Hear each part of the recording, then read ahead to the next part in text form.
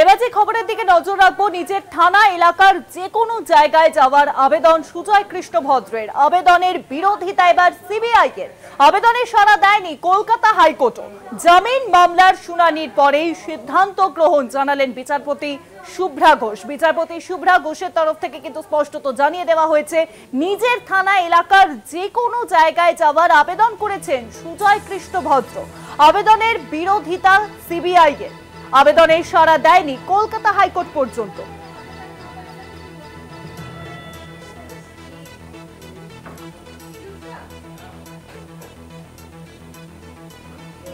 আবেদনে সাড়া দেওয়া হয়নি কলকাতা হাইকোর্টের তরফেও। সুজয় কৃষ্ণ ভদ্র তিনি যে আবেদন করেছেন সেই আবেদনে কিন্তু সাড়া দেয়নি কলকাতা হাইকোর্ট। আরো জানাবেন নিউজরুমের সঙ্গে রয়েছেন আমাদের প্রতিনিধি পীযূষ কান্তি নাগ। পীযূষ দা, দেখো, কলকাতা হাইকোর্টের নির্দেশে মেডিকেল গ্রাউন্ডে অন্তর্বর্তীকালীন জামিন পেয়েছিলেন সুজয় কৃষ্ণ ভদ্র, কালীঘাটের কাকু। সেই জামিনের মেয়াদ ছিল 30শে জুলাই অবধি, কিন্তু কলকাতা হাইকোর্ট পরিষ্কার জানিয়ে দিয়েছিল এবারে তাকে জামিন পেতে গেলে জামিনের আবেদন করতে হবে এবং সেই মোতাবেক তার আইনজীবীরা জামিনের আবেদন জানান। সেই আবেদনের শুরুতেই অন্তর্বর্তীকালীন জামিনের ক্ষেত্রে তিনি কিছু শিথিলতা চান।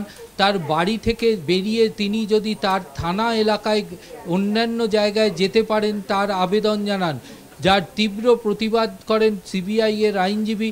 এবং সিবিআই এর আইনজীবী পরিষ্কার জানায় এক্ষেত্রে তাদের অসুবিধা হচ্ছে, যে সমস্ত সিআরপিএফ মোতায়েন রয়েছে তার বাড়িতে, তিনি যেখানেই যাবেন সেখানেই সেই বাহিনীকে যেতে হবে, যা নাকি নিরাপত্তার ক্ষেত্রে অসুবিধার সৃষ্টি হতে পারে। এতেই এই আবেদনে কোনো রকম সাড়া দিলেন না বিচারপতি শুভ্রা ঘোষ। তিনি পরিষ্কার জানিয়ে দিলেন যে জামিনের আবেদনের শুনানির পরই তার এই সমস্ত বিষয়ে সিদ্ধান্ত গ্রহণ করা হবে।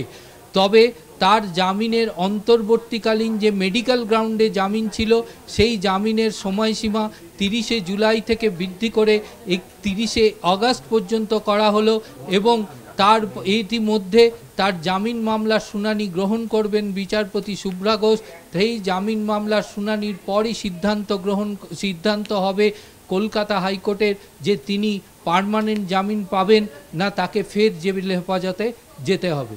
অনেক ধন্যবাদ পীযূষ দা। নিউজরুমের সঙ্গে ছিলেন আমাদের প্রতিনিধি পীযূষ কান্তি নাগ।